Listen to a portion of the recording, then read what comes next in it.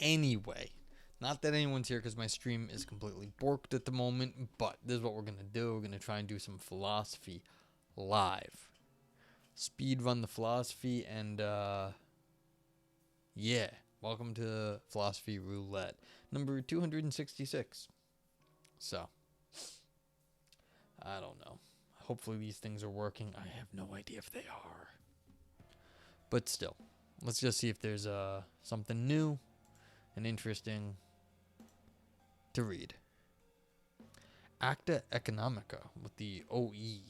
Weakness of will, the limitations of revealed preference theory. Never heard of this stuff. Slurs, synonymy, and taboo. Taboo is always a fun topic. Let's take a look real quick. What is this? Well, it's available. It's 23 pages of very small font, though. I don't like that. But it's cool that it's there. AJP, these are usually too long to read, but... And it's not even... They don't even have a link yet. It's too new. Wow. Hefeweizen. Man, my man. How are you doing? I'm sorry I missed the stuff on Monday, but I have things to do on Monday, and I've just had... I should have gotten back to you, but I've just been a little too crazy in the last week or so. It's like things have been... They've been slightly better than last we spoke, but I hope you're doing well. Things have been slightly ridiculous here. So. Yeah, and like, you just got here. I've been troubleshooting this stupid stream for the last 15 minutes, and okay, it's finally going... Twitch has finally realized that I am streaming. Like, it thought I wasn't. Yeah. So, it's like, okay. Yeah, hope all is well with you. I saw you playing, what were you playing last? Yeah, don't remember. But for anyone, my man Hefeweizen streams sometimes. Let's do the shout out thing, because I have shout outs, I think, working at the moment. Let's see if it does work. There we go. He's got one of my favorite emotes. I mean, not the emotes, icons. So there we go. Yeah, how you like that? How you like that? Real streamer over here. So.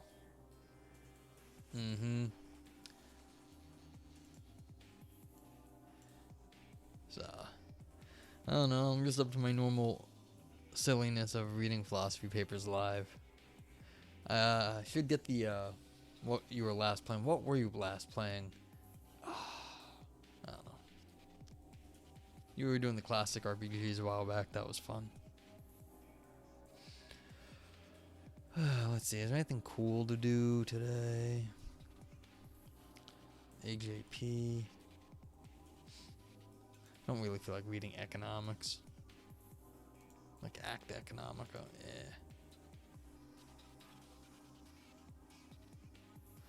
Silence, Perception, and Spatial Content by Blazej Skrzypulec. Well, I mean, this is like... Well, it's available. It's 1 to 15. It's 28 pages, but double spaced. That's like completely reasonable. Huh. This is completely doable. Could do this one. It seems plausible that visual experiences of darkness have perceptual phenomenal content, which... Alright, this is just kind of fun. Oops, I should download it. This is a PDF. There we go.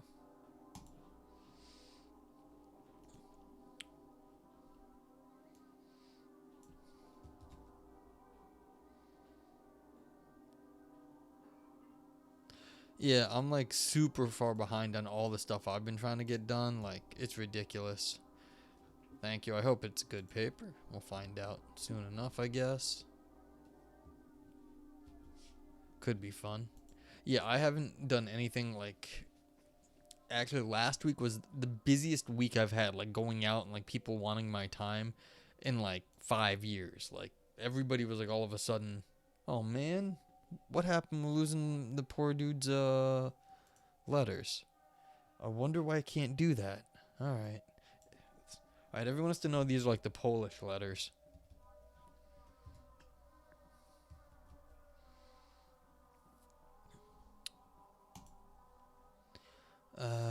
For those who care, if you're here, you can always type exclamation point paper in the chat, and this link will pop back up, and it'll be in the description and for any time I post it in YouTube later. So you can be like, paper if you're here, and the Echo bot will post it back. So, cool.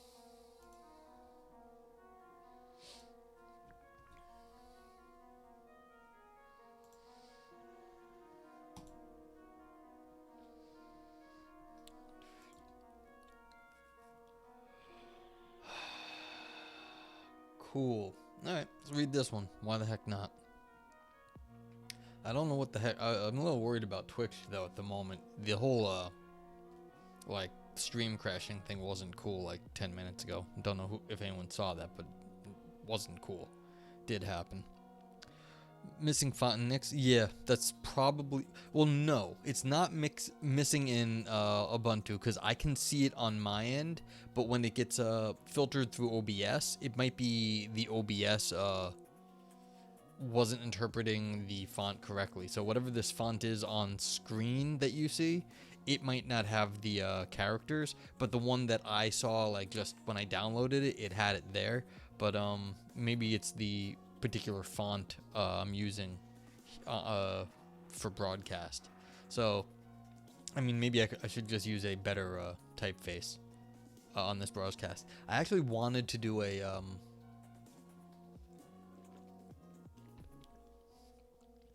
yeah, this is the built-in font for OBS, but yeah, your stream just skipped back like 10 seconds. Huh.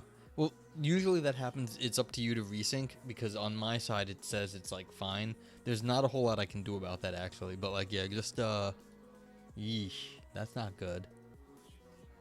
Yep. This is the thing. It's literally Twitch is driving me a little nuts today. I'm trying to get it to work, and it's not. It's fighting me. I don't know why. That's not cool. If I'd appreciate if you tried to, if you reloaded the page and let me know if it's still desynced, because then it would be on my end. Oh. Thank you.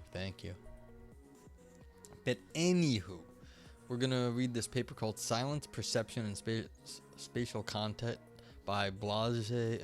I don't know how to say it. This might be a Polish name. I don't actually know. So I apologize how I say all the names and all the things like that.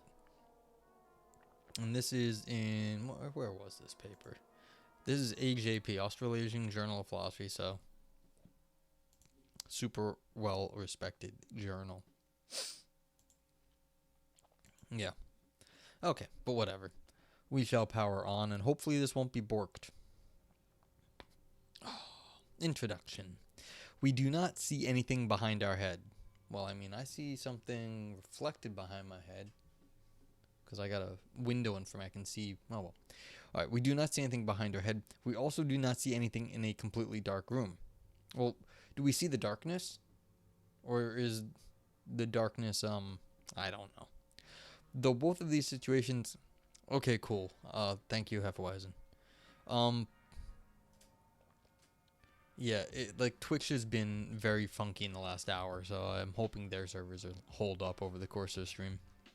Anywho, though both of these situations can be described as cases of not seeing, there is a significant difference between them. In the first case, we do not see in the sense of a lack of visual experience, but in the second, we have a visual experience that presents darkness filling the whole visual field. Alright, yeah, so I can't see, like, my hand at the moment, and that's different from me not being able to see anything at all. That's fair enough. If one accepts the representationalist approach to perceptual states, the difference between absence of a visual experience and the perception of total darkness can be described in terms of representational content, that is, as a difference between having and not having some accuracy conditions. would you really think of this as an accuracy problem? Like, not seeing anything, you are accurately seeing nothing. Like, I don't see what is accurate about not, you're 100% seeing the nothing. There's the, thing, was it Mark Jago who, was using this sort of example? Like, if you have a blurry, if you see an image, like a picture, and it's a blurry picture, you are perfectly seeing the blurry picture if you, like, if it's in, like, your, like, you can see it. But like then you could also see something blurrily because like maybe you need glasses or something. But there's a difference between the accuracy conditions here. I don't know if this is the right way of already doing it, because that distinction shows that you can see the blurry thing perfectly. You see the blurriness sharply. In some sense, if you see the darkness perfectly, then you are seeing the darkness perfectly. And there is no accuracy condition because you are seeing that there is no light perfectly. Okay. So I'm already worried about this representationalist thing right here. Like, if you are representationalist on content, what exactly counts as what you are representing? Because if you're talking about the darkness itself, you are perfectly representing it very accurately. Okay. A visual experience of darkness has some content. Let's say there is darkness in every direction, but if there is no visual experience, then there is no representational content at all. Furthermore, the content of the experience of darkness is such that, in principle, a subject can introspectively recognize that she is experiencing darkness. Okay, see, right here is my issue. We seem to be sliding between an experience of darkness and the visual perception of the darkness. So one's an experience and one's like the visual stuff. And this is what I'm worried about, is that we've already selected the content of what's going on in our visual. We've already interpreted the content of what we're seeing here at the outset. Okay. For the purposes of the paper, I call such content phenomenal content. You see, I'm already worried about this person's phenomenology. It's maybe just me being overly sensitive to the phenomenological problems, but immediately I have like phenomenological red flags are going off in my head. And that may just be me. It may not be actually a problem with the paper. Okay. Finally, the content of darkness experiences is plausibly a perceptual content. A visual experience of darkness has its content due to the function of perceptual mechanisms and not due to some higher order process which may result in a belief that it is dark. See, this is what I mean. The experience of darkness, I agree, because that you have to then you have to realize it's an experience of darkness. But maybe you can see the darkness too, and then that isn't a why would that be? Like, if you can see the darkness, that would be immediate. But then the experience of darkness seems like it's something else. Like the visual perception of darkness and the experience of it seem like they're very slightly different, though. Okay, I should just keep going. We're gonna go nowhere in this paper if I keep yammering on about it. Overall, it seems plausible that visual experiences of darkness have perceptual phenomenal content that differentiates them from an absence of visual experience. This paper argues that the analogous claim is true about the auditory experiences of silence. More specifically, I claim that experiences of silence present empty spatial directions like right or left, and so have egocentric spatial content. I argue for this thesis from the perspective of a representationalist account of perception, according to which perceptual experiences are representations possessing content that determines their accuracy conditions. While I believe that my arguments could also be expressed in terms closer to direct realist accounts, for instance by claiming that an experience of silence has an empty direction as its constituent, the justification of this claim goes beyond the scope of the paper. Okay, so that's interesting. So it's like I've got stereo headphones on, and the music is coming out differently in both ears, and so I'm getting a left-right spatial information based on the auditory, based on the music. If the music is too loud, let me know also. It's a little louder than normal for me. The proposed account is far from obvious, as there is no agreement regarding whether experiences of silence can be distinguished from absences of auditory experience by postulating perceptual phenomenal content. In particular, experiences of silence do not seem, "Hey, Evolve Yourself, how are you doing?" Well, I'm reading a paper on the phenomenology of auditory, like negative experiences. So not so bad. I'm glad you're hanging in there. I'm trying to do the same myself. There's no apparently nowadays not much of a guarantee on these things, so I'm trying. Yeah. So it's like they're basically going to be saying like if you can see only blackness, like I got my eyes closed, then that's like a negative visual experience, and then they're going to say silence is like a negative auditory experience where you're getting some sort of like blackness of spatial things that you would normally understand by hearing. Okay. Experiences of silence can be distinguished from absences of oh yeah, what am I doing also? Let's Evolve Yourself does some cool stuff on their stream. They do some like meditation, do a little philosophy, so you can go check out Evolve Yourself if you're interested in more philosophy content actually.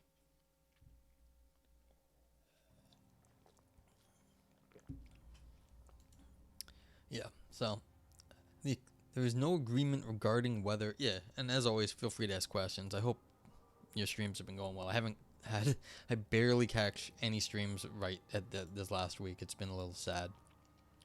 As there is no agreement regarding whether experiences of silence can be distinguished from absences of auditory experience by postulating perceptual phenomenal content. In particular, experiences of silence do not seem to be associated with any positive phenomenal quality such as darkness, which differentiates them from absences of auditory experience. In fact, the major theories concerning silence perception do not treat experiences of silence as having perceptual phenomenal content. One theory that may be interpreted with some... Infernal, how are you? I'm getting a bunch of streamers in here today. Anne is great. We've rated Anne a few times. Another shout out. Anne's great. Sociology, teaches sociology, I think, and maybe some other things. Has a fun gaming stream. Does cool stuff, so check out Anne also. A variety of things Anne does. Yeah, but like, teehee. As Evolve Yourself said, I'm hanging in there somehow. We're getting by. Times are strange times. Very strange times. So yeah. But I had a really busy week last week, and I skipped streaming because it was just one thing too many, and now I'm back. The funny thing is, I'm gonna actually start being more responsible, and you can check out. Because you can get announcements in Discord. I do have a Discord, so it's like I'm gonna try to I don't even know if that link works. I feel a little bit bad now, but I'm gonna try to be more responsible streamer and like try to stick to a schedule and let people know what I'm up to. So yeah, thank you. Yeah, so we're reading a paper on silence actually, which is kind of interesting, like the phenomenology of silence and what is the experience of silence. Thank you, Evolve Yourself. Woo! Link works. Appreciate it. Yeah, it's like basically a dead Discord, but like, you can get announcements and chat if you want. So I won't be blowing you up. Okay. So the major theories concerning silence perception do not treat experiences of silence as having perceptual phenomenal content. One theory that may be interpreted with some plausibility is attributing such content to experiences of silence has been proposed independent by Soteriou and Phillips. According to this theory, when hearing silence, we experience an empty temporal region. If such claim is expressed in terms of temporal content, then it can be proposed that experiences of silence have content, such as there is an empty temporal region from Tx to T sub x to T sub y. It is likely that such content is phenomenal and perceptual, as there seems to be a certain conscious awareness related to the experience of temporal regions due to the function of perceptual mechanisms. Nevertheless, neither Soteriou nor Phillips postulates that experiences of silence have any spatial content in addition to temporal content. The question is, do you actually... of course you get spatial content from hearing. The classic example is the echo, because if you hear an echo, echoes require a certain amount of space to happen, because if you're in too tight of a room, you can't hear an echo, because the reflection off the wall happens too quickly, and you can't register the difference. But if you're in a big enough space and you call out and you get an echo back, you somehow know via echolocation the time space, the time difference between when you made the sound and when it comes back to you, how much space you were in. So clearly there's spatial content to echoes. Now the question is there spatial content? Well, there's left-right content to sound, as I was saying earlier. I've got like stereo headphones on, so you can hear things from one side to the other. But silence, on the other hand, what kind of spatial content would that be?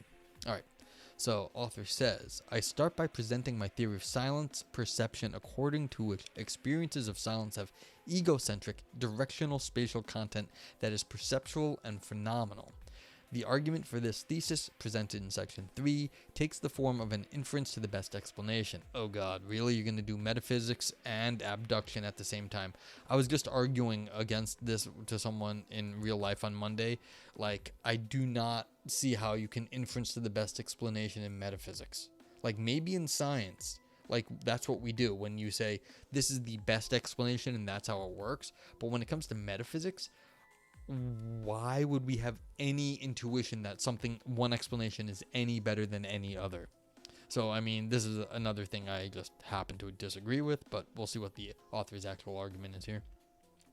If you have any questions about this or what I'm saying, because inference to the best explanation is a technical term or phrase, just let me know. I rely on empirical results obtained in auditory priming studies and claim that they make my thesis regarding the content of experiences of silence more plausible than the major alternative views. Okay, so immediately this is more reasonable though. Because if they're just saying, look, the science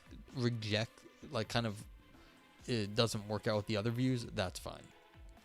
This claim is laid out in 4 major steps. First, I argue that priming studies strongly suggest the presence of egocentric directional content in the case of experience of silence. Second, I provide reasons for believing that such content is not merely derivative. In particular, its occurrence does not depend on the presence of an earlier perception of an auditory stimulus with spatial characteristics.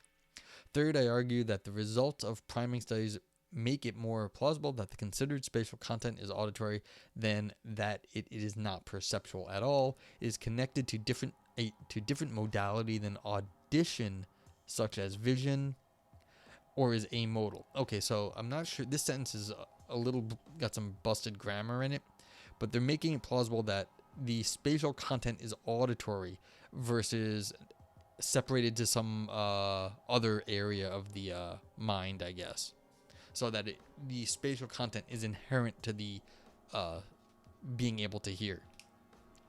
Fourth, by relying on the way in which endogenous attention functions in priming studies and general views regarding relations between attention and consciousness, I claim that the spatial content of experiences of silence is likely to be phenomenal in a perceptual and not merely a cognitive way. Finally, in section 4, I postulate that my spatial theory has certain advantages over temporal theory and defend my theory against Meadows' argument that experiences of silence do not have spatial content. Alright, this seems like a huge number of things have to happen here. Let's keep going. Alright, 2. Space audition and silence perception. My main focus is pure experiences of silence in which one literally does not hear any sounds. In practice, such experiences are rare, as one is usually able to perceive some background sounds, and a lack of external auditory stimulation often leads to interoceptive auditory experiences concerning, for instance, heartbeats. Yeah, because if you hear nothing else, you will start to hear yourself. Nevertheless, experiences of pure silence seem to be possible for human audition, and checking whether a theory of silence perception can account for pure such experiences constitutes a useful test of its validity. Furthermore, I also apply my spatial conception of experiences of silence to partial experiences of silence.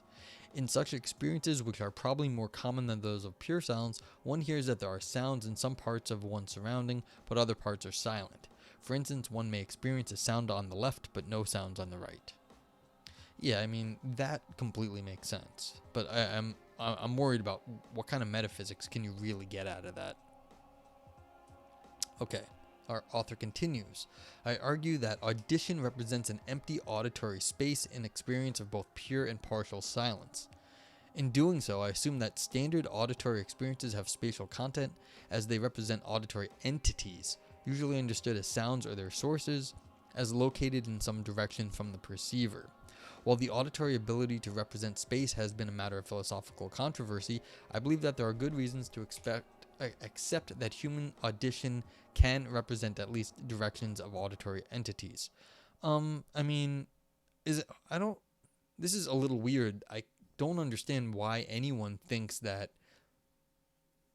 the ability to represent space in terms of sound is controversial. Like, just if you need to like figure out the sound, like this is something we're predators. Like our biology is really good at this actually. Like we're really good at locating animals in like fields and stuff. Like if like there's a bird or something in a tree and you can't see it, you can sort of like close your eyes, open your mouth slightly, and just sort of point your nose in the direction of the sound, and more often than not you're gonna get that right. Like this is like the way to spot a bird in a tree. If you can't like spot it, you can be like it's like you look like an idiot, like, but like that'll do it. Like, and like you just kind of do that, and you like sort of perfectly align your head to get the best sound, and that is how you can find like an animal in the bushes or something. And so the idea that like our biology doesn't do it, I don't know what it is about opening your mouth slightly, but I think that does help. Like it changes the shape of your head, like the back of your head, I think, and so it may do something like that. I don't remember exactly. I remember being told this once, and I did it, and it did help. Whatever the person said. I don't think you keep your jaw locked, because if your mouth is closed, you're tightening up your neck. So it's like you have to like loosen your jaw and like kind of, it shapes like sort of this area to like catch whatever you can. So, this is like, granted, this may be specialized knowledge that I could be wrong about, but like the idea that we're like we're the best predator on this planet. Like we kill stuff good. Yeah, that's true. That makes a good point, Infernal. Like because we definitely get sounds transmitted through the bones, so loosening the bones to keep them like from bouncing into each other probably helps. So yeah, it's just from the biological historical perspective, I can't see how we would deny that auditory stuff doesn't have a spatial component. Anyway, continuing. First, the phenomenology of ordinary auditory experiences strongly suggests that we can differentiate between hearing something on our right from hearing something on our left. Second, there are specialized auditory physiological mechanisms which allow us to detect the direction of auditory stimuli by comparing the time at which sound waves stimulate receptors in each ear. Third, experimental data from psychology shows that one can focus auditory attention toward the left or right and more efficiently process stimuli presented from the chosen direction. Yeah. It should be noted that postulating auditory spatial content concerning the directional properties of auditory entities does not entail accepting that auditory spatial content is analogous to the spatial content of visual experiences in which objects are presented as positioned in a bounded topological connected field. Yeah, I mean, it's going to be different whatever you hear, like the space in from sound versus spatial visually, but that's okay. Further, I argue that the spatial content in case of experiences of silence is similar to the spatial content of experiences presenting auditory entities, as it also concerns spatial directions. More precisely, I claim that experiences of silence have spatial content that is empty, egocentric, and directional. In the case of experiences of pure silence, it can be described as there is an empty direction left and an empty direction right, while partial experiences of silence have content which specifies that only some directions are empty, like there is an empty direction left and a sound X in direction right. Such spatial content is directional as it concerns directions in space. It is egocentric as the directions are determined relative to the perceiving subjects, and it is empty as it ascribes the characteristic of emptiness to the experienced directions. Yeah, so this is all like reasonably complicated stuff, because like you've got sounds and directions depending on each other. So this is actually, you could like do this stuff sort of technically, but like it's like that'd be a complicated theory. Okay. In consequence, my account entails that the content of auditory experiences cannot be fully accounted for in terms of sounds and sound sources possibly having spatial properties, as there are at least some auditory experiences, such as experiences of silence, whose content involves a different type of entities, spatial directions. Subsequently, I argue only for a thesis that what is spatially presented in experiences of silence are two directions, left and right. However, nothing in my reasoning is incompatible with possible stronger theses that would claim that more directions are auditorily represented. I guess, I mean, I wouldn't even go left and right, I'd just go like two opposite ears, but I'm sure that's what like the author is intending here. Like you've got one ear here, one ear here, one ear here, one ear on the other side. And so these sort of like two dependent things are balancing each other out. And either you hear something on one side or you don't, and then it's relative to those two directions. Because if you have only one ear, then you can still do it, but you don't have the same sort of silence. You're sort of then using like the vibrations coming at your front of your face from the back. And like as Anne was saying, you can actually feel stuff through the bones, and so you might even get more auditory feedback through that sort of thing too. Okay. There is also a type of experience of silence I do not attempt to analyze in terms of spatial directional content. These are cases of silence perception in which one experiences periods of silence between sounds or within the structure of complex auditory stimuli. For instance, listening to a musical piece may involve experiencing silent gaps between sounds, and such gaps may be perceived as parts of the overall complex stimuli contributing to its temporal structure.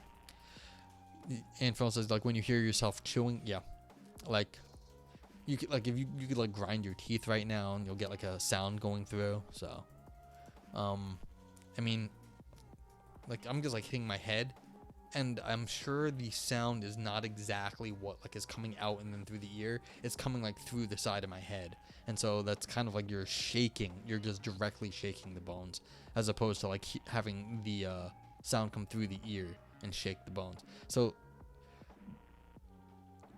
it's a little more like, this is obviously this author has plenty to chew on in this paper already, but even there's even more information that we're getting through sound than what is they're even trying to cover. But I mean, this is fine. This would be getting really complicated if they were talking about like bone sounds too. Okay, so they're talking about musical gaps in sound. I believe that such cases of silence perception can be adequately grasped by a contrast theory, in which the perception of silence is analyzed in terms of perceiving the endings and beginnings of sounds. Yeah, if you're talking about music, it feels like this is not what's going on in this paper. From this perspective, silence perception seems to be analogous to visual whole perception, with the difference that auditory wholes are temporal rather than spatial.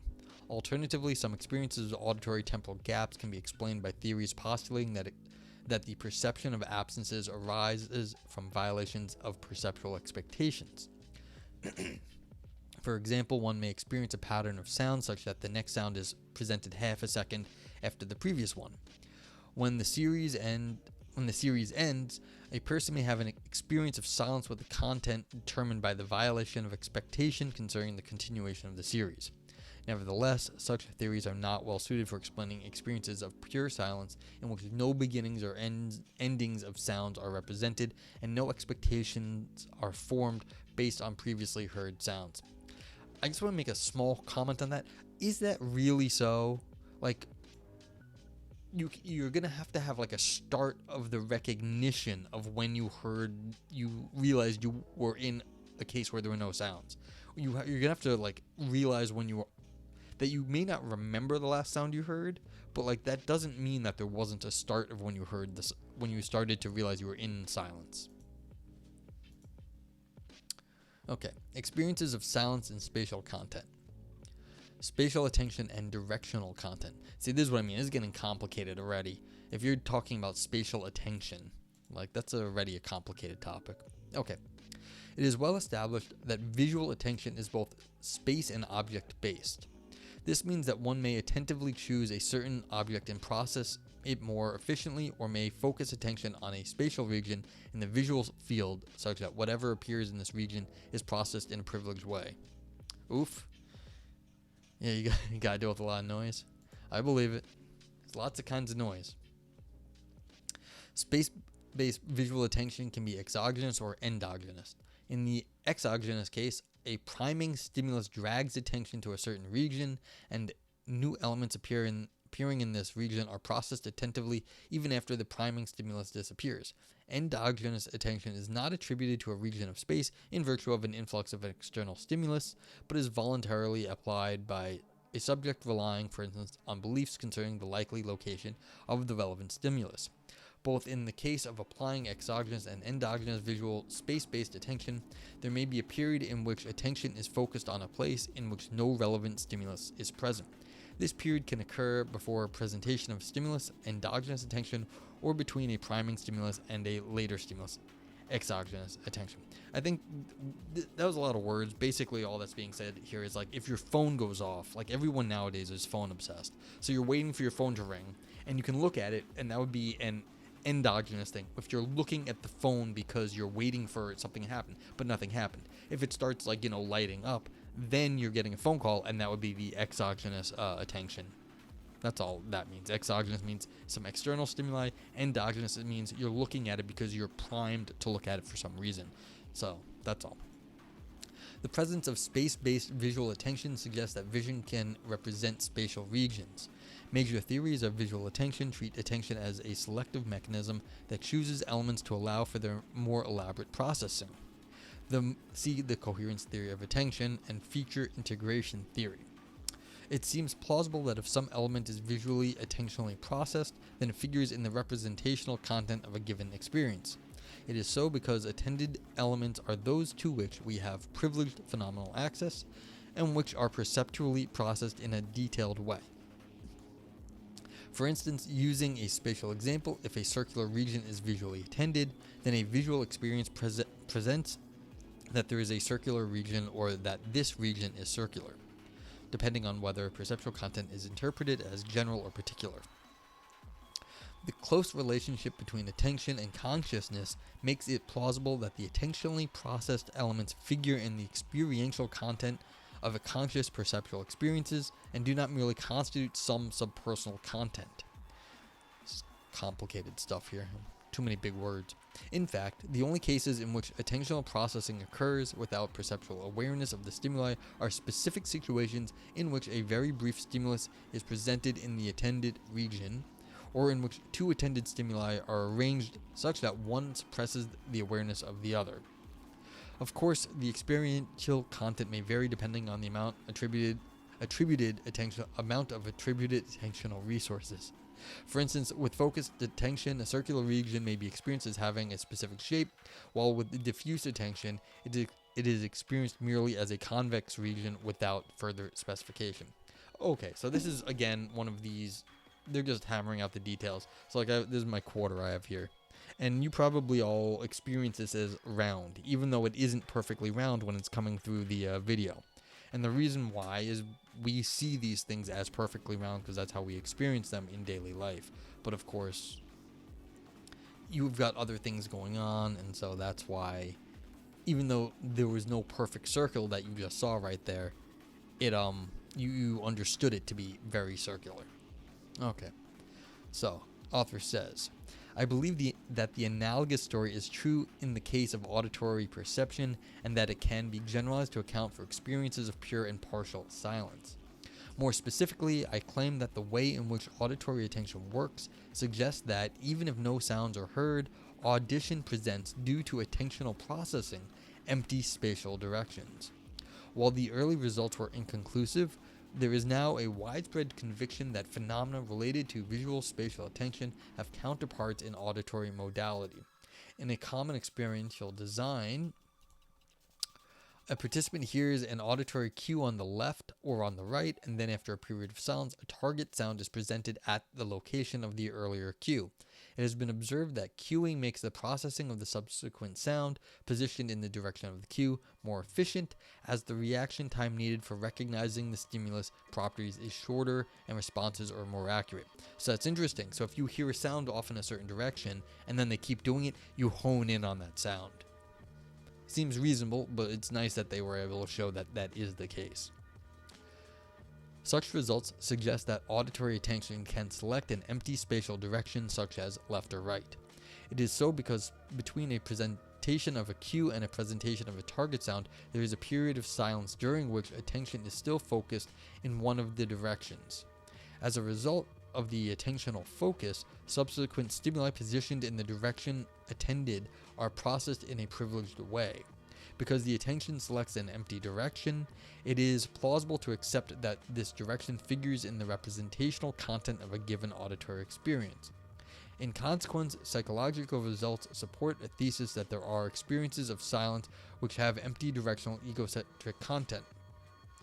What is auditorily presented between a cueing sound and a target sound is there is an egocentrically determined spatial direction, such as left, and that this direction is empty. Existential fetus. Welcome. Yeah, so that's just interesting. So it says because you can pick out a direction from a sound, the direction has to be part of the sound in some fundamental way. Otherwise, you wouldn't be able to listen in that direction for a future sound. Retheus, how are you? Welcome in. Hope you're doing well. We're reading a paper on silence and the experience of silence. And this author is basically saying that you get directional content from silence, or that silence is the lack of directional content, which is interesting. It's the sound of silence, yes. The sound of silence. I'm sorry I can't sing. I apologize for that.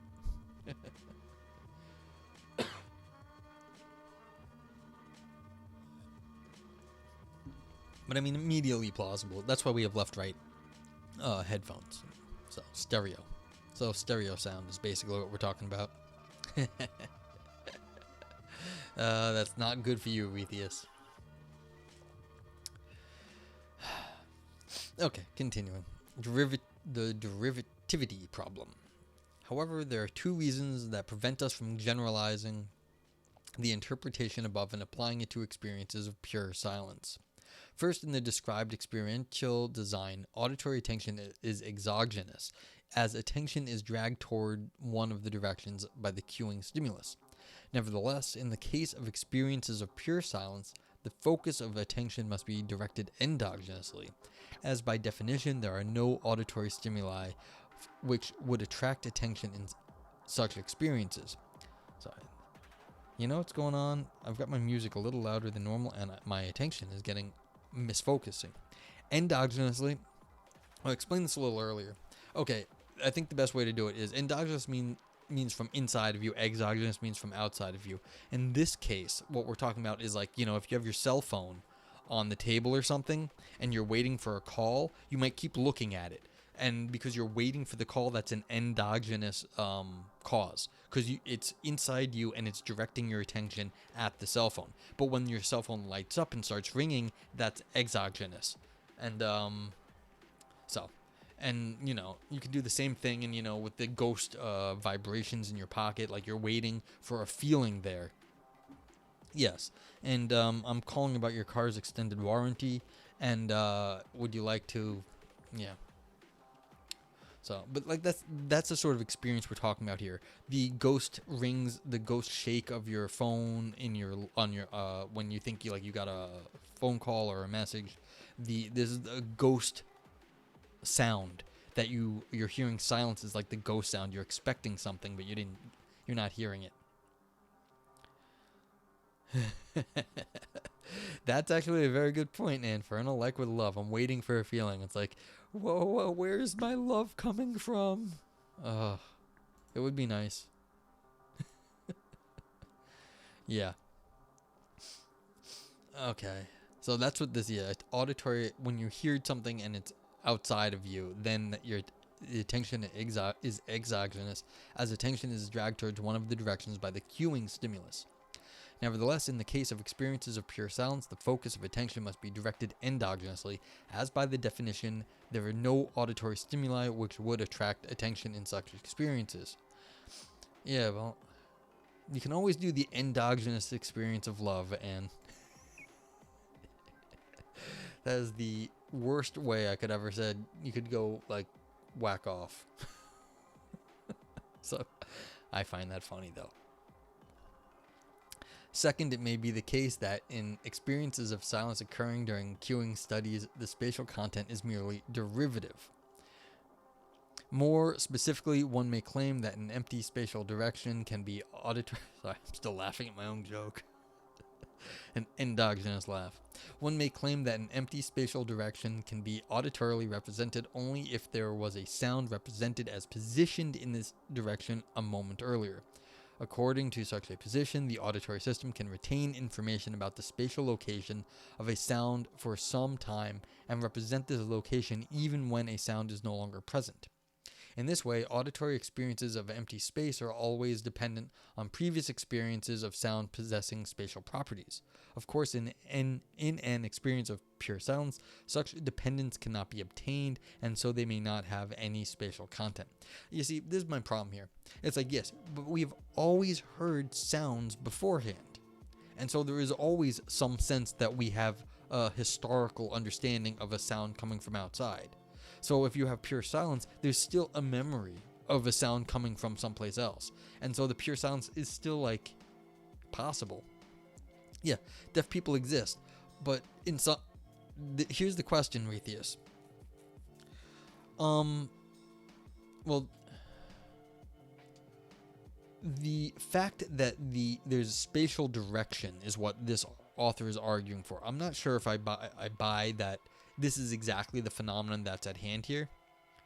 But like they're arguing that spatiality is built into sound, and that is not something that, like, just the fact that they're deaf isn't the same thing as saying that sound, our experience of sound, has space. And yeah, they're going to talk about experiments later. They said they were. So let me write something down real fast.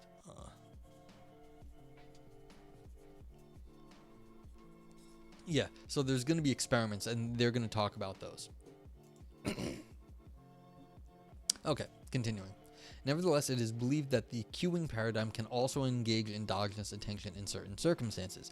In particular, when the proportion of sound coming from the left and right is not equal, for instance, 80% of sound presented from the right and 20% from the left, participants tend to endogenously focus attention toward the direction from which the sounds are presented more frequently, and due to the allocation of attentional resources, these sounds are processed more efficiently. When such a procedure is applied, there are moments between presentations of sound in which endogenous attention is focused toward an empty, egocentric direction such as left or right. In consequence, not only by using exogenous attention but also by using endogenous attention, one can obtain an experience of silence that presents an empty spatial direction. However, the spatial content of these experiences can still be interpreted as derivative, as there are frequent sounds positioned in the direction to which endogenous attention is focused. Yeah, so if you're hearing something from this side and then it stops, you're still focused to that side. But the question is, why can't you just say that is always the case? Even in pure silence, you have a memory of sound coming, say, from your right or whatever. Okay, author says, I believe that the problem concerning the possible derivative nature of empty auditory spatial content can be overcome, as there are also studies in which endogenous attention is spatially directed without prior auditory spatial cueing. In some such studies, participants are presented with a visual symbolic cue. Experiments 1 through 3 and 6 in Spence and Driver, Voisin et al. For instance, participants may be shown an arrow that points right. Relying on this cue, they endogenously direct auditory attention to the right, and if a sound is subsequently presented in this direction, it is processed more efficiently. Alternatively, the information concerning the direction is not given in the form spatially positioned auditory cue, but by providing propositional data. Okay, so I can just tell you, think it's going to come from the right. For instance, before beginning an experiment, a participant is instructed verbally or in writing to direct auditory attention in a particular direction. Yeah. The initial period of the task described above is a close empirical approximation of close empirical approximation of an experience of pure silence, as after receiving a visual cue or being given an instruction there is a period in which a person does not hear any sounds. In particular, irrelevant sounds are excluded in auditory attention experiments by presenting stimuli through headphones or in an isolated room. The results of the experiments described above show that participants are able to endogenously direct auditory attention towards an egocentric direction such as right or left, even without auditory spatial cueing. Thus, this ability does not depend on a previous presentation of a sound positioned in the direction considered. In consequence, it seems that even in the case of an experiment of pure silence, auditory attention can select an empty spatial direction. This makes it plausible to assume that experiences of pure silence have empty egocentric directional content. This conclusion is applicable both to experiences of pure silence and to experiences of partial silence in which only one empty direction is presented. You think that's fucking weird, Retheus? I think this is actually I'm actually disagreeing with the author here. You want to know why? Thus, this ability does not depend on a previous presentation of a sound positioned in the direction considered. This sentence right here, I just think is false. All of us have heard, things to our left, as long as we're not deaf, or things to our right. Even if you only have one ear, you still get spatial directions. And so the idea that when you cut this off in an experiment, and you're saying, well, the person didn't hear anything to the left, they've heard things to the left most, if not all of their life. The whole life is full of sounds to my left or sounds to my right. So the idea that the ability does not depend on a previous presentation of a sound position in the direction considered, in the last 5 minutes? I mean, that's what they're saying. You didn't hear something 5 minutes ago in that direction, but you heard something 10 minutes ago in that direction. You've heard something 10 minutes ago in that direction in your entire life. So I'm really worried about the setup of these experiments. Now, is it cool that I can tell you focus to your left and then your auditory processing is more efficient to your left? That is very cool. The fact that I can propositionally tell you, think that you're going to focus on a sound coming from your left side, and then you will be able to, given focus, I guess, if you can focus on left, then you will be able to hear better to your left. That's cool that by thinking about it, you can do it. And I can tell you. Anne says, I'm right. Why, thank you, Anne. I'm so rarely right. When you can tell you put your earphones the other way around. Yeah, that's right. Yeah, there's definite experiences of this sort of thing.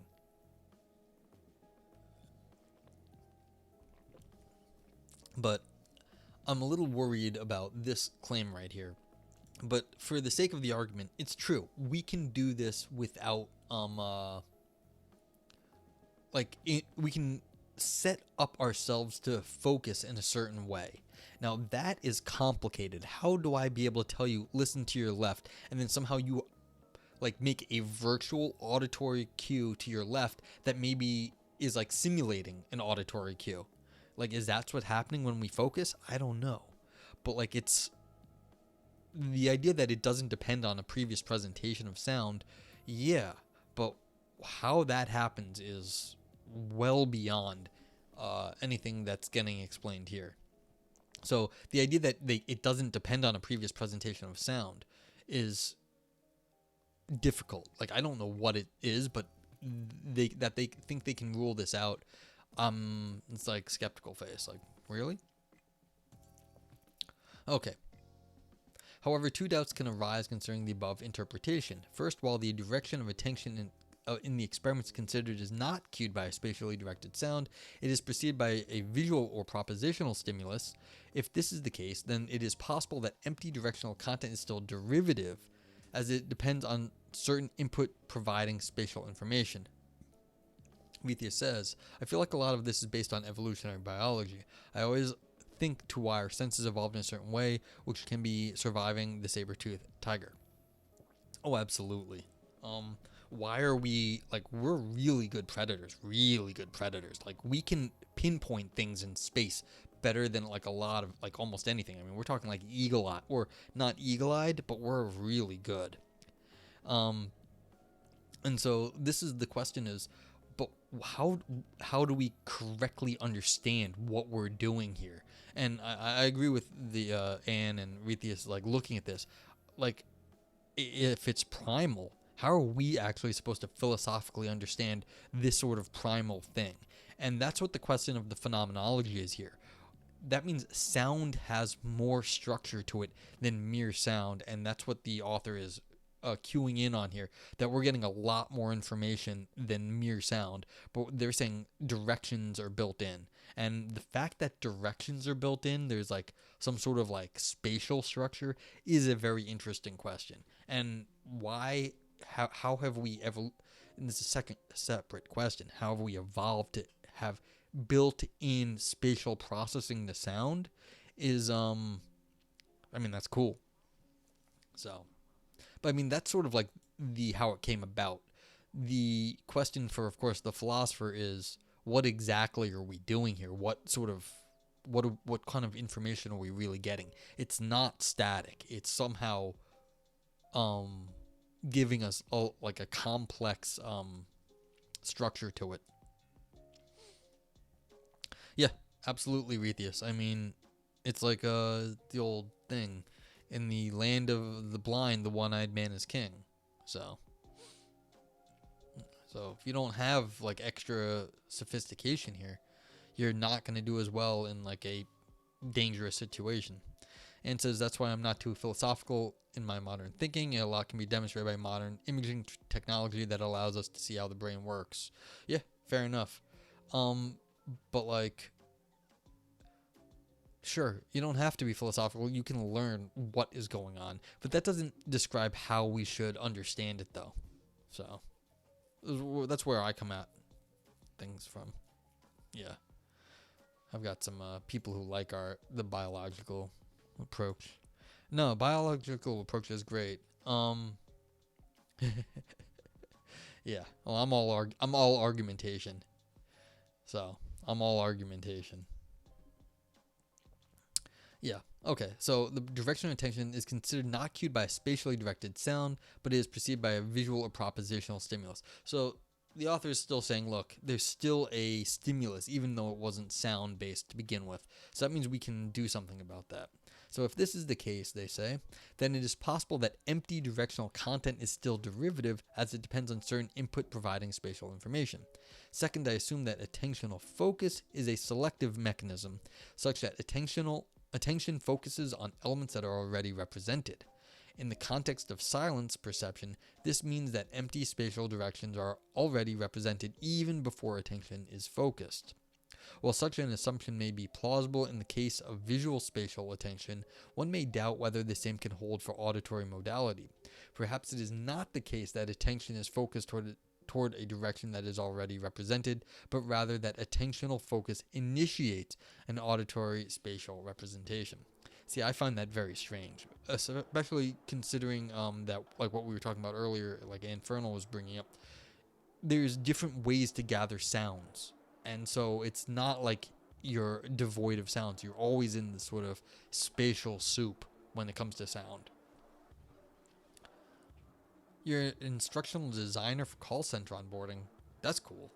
But like, yeah, so you have to direct people's attention all the time. Huh. That's kind of neat, Retius.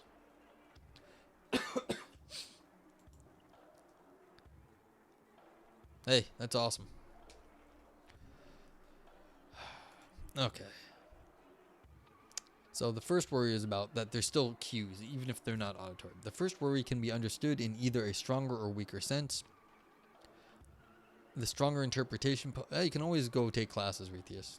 So, and sometimes it's good, sometimes it's bad, but whatever. The first worry can be understood in either a stronger or weaker sense. The stronger interpretation poses a threat to my position but is implausible, while the weaker interpretation is likely true but is not problematic for my thesis regarding the spatial perception of silence. According to the stronger interpretation, to pay attention to direction X, visual or propositional stimulus carrying information about direction X is necessary. For instance, in virtue of presenting the word right, a person can direct attention to the right, but not to the left, as relevant spatial information is not provided by the stimulus. However, such an interpretation is not plausible, as it seems entirely possible that a person may decide that she will focus her attention to the left upon seeing the word right, or that a person may focus attention to the left or right, relying not on any external stimuli, but in virtue of a belief or an expectation. Yeah, so you don't have to rely on stimuli, of course. You can change your mind. Like if I told you do the opposite of what the word says, you could definitely do that. The second, weaker interpretation states that visual or propositional input has a causal role such that it evokes spatial beliefs or expectations necessary for focusing endogenous auditory attention to the left or right. For instance, seeing the word right may cause an expectation that an interesting stimulus will occur to the right. However, such beliefs and expectations can also arise independently of external stimulation or even in opposition to it, as in the case of focusing attention to the left when seeing the word right. While this interpretation is plausible, it does not entail that spatial content in the case of experiences of silence is derivative in any relevant sense. It is a common feature of endogenous spatial attention, visual or auditory, that its allocation relies on some state having spatial content, such as a belief that one should focus to the right. In consequence, while the spatial content of experiences of silence may be derivative in this sense, it is no more so than analogous visual spatial content. Yeah, like, there's nothing you're going to prove with saying just because you can be prompted to go one way, that doesn't mean that there was no spatial information inherent to sounds. It means that you can be prompted. That's all that prompts mean. It doesn't prove that the sounds don't have spatial information built in. Okay. Continuing. According to the second worry, it is not the case that an experience of pure silence has spatial content before attention is focused to the left or right. It should be noted that even if such a hypothesis is true, it is not inconsistent with the thesis that experiences of silence has directional spatial content. It would only restrict the scope of the thesis to situations in which endogenous attention is employed when perceiving silence. However, I believe that there are data to allow me to defend a stronger thesis that directional spatial content is present in experiences of pure silence even without attentional focus. As stated above, it has been observed that when auditory attention is focused towards one direction, auditory stimuli presented in this direction are processed more efficiently. Furthermore, an opposite effect has also been reported.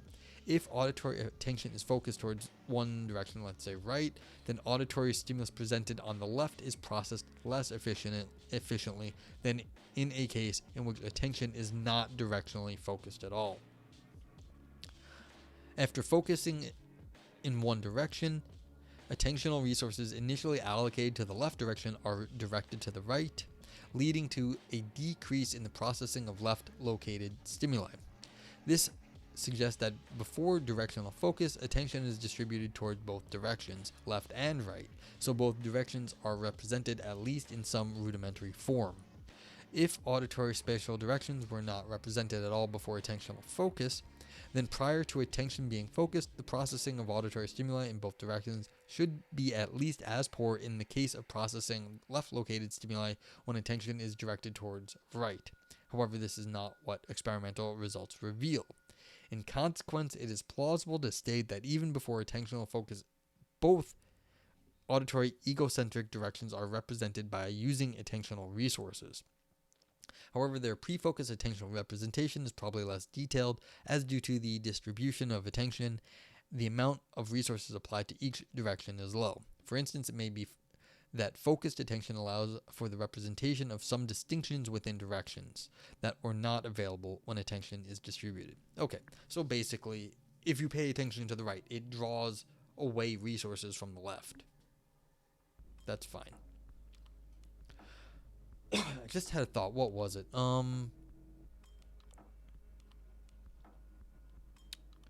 I forgot. What was I going to say? It's fine. I'll continue. We have to get through this. We're only about halfway there, so it's gonna take a while. This paper.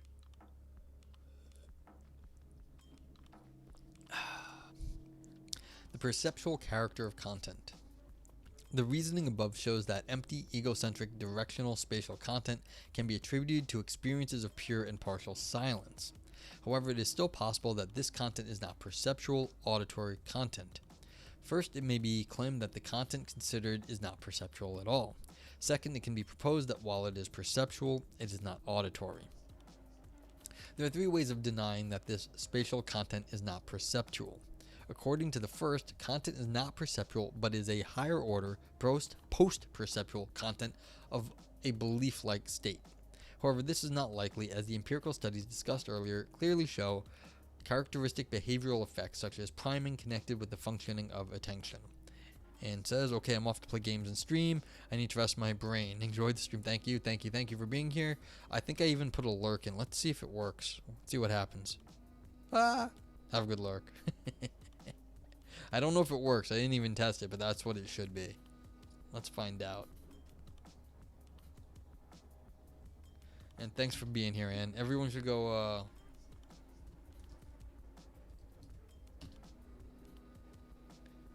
let's see, are we gonna work? Oh, I have to clear that. Let's try that again.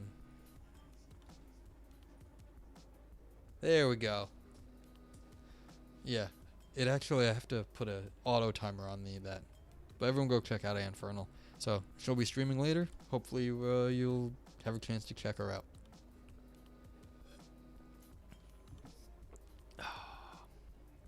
Okay. So yeah, basically, what was the author saying here? It's unlikely that we're adding in the spatial content after the fact. That just would be slightly that would be unphysical, because the scientific studies basically say that's not how it's happening. And I mean, the fact that like we get spatial information very quickly this way also means that it could be derivative, but it just seems that's not how it goes. Okay. Furthermore, there are neuroscientific data to show that resolving such experimental tests involves neural activation typical for focusing attention. In addition, attentional mechanisms are commonly treated as constituting perceptual systems. More specifically, they are considering as constituting mid-level perception. Thank you for the lurk, Evolve Yourself. Let's also give Evolve Yourself another shout out.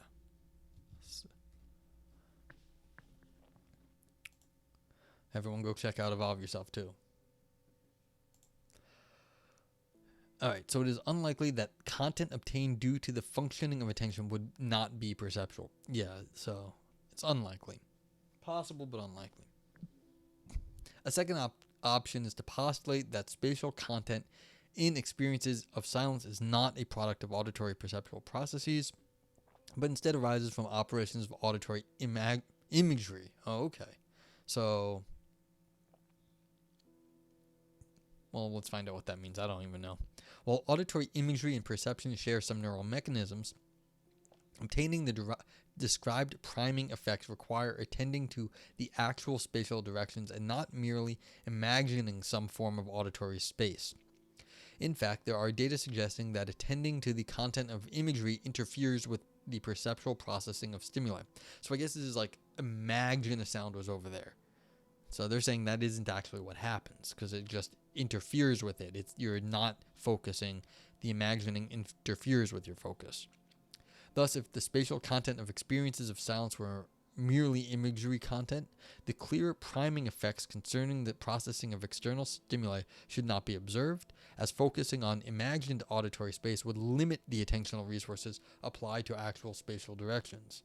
Of course, this does not exclude situations in which auditory imagery serves as a causal factor, leading to a perceptual experience with perceptual content in which attention is directed to the left or right. So, yeah, you could prompt it. An imaginary sound could be a prompting cue, but they're saying by imagining that actually interferes with your attention, which is, it makes some sense. I mean, experientially, thinking like about it, imagining a scenario takes up mental resources that could have been dedicated to just listening. Okay. Finally, one may worry that postulating empty spatial content entails that perception can present negative states of affairs, that is, it can present the absence of some entities. However, it is controversial whether such negative states can be perceptually represented. Nevertheless, as observed by Soteriou, a perceptual presentation of an empty space should not be interpreted as a case of negative perception.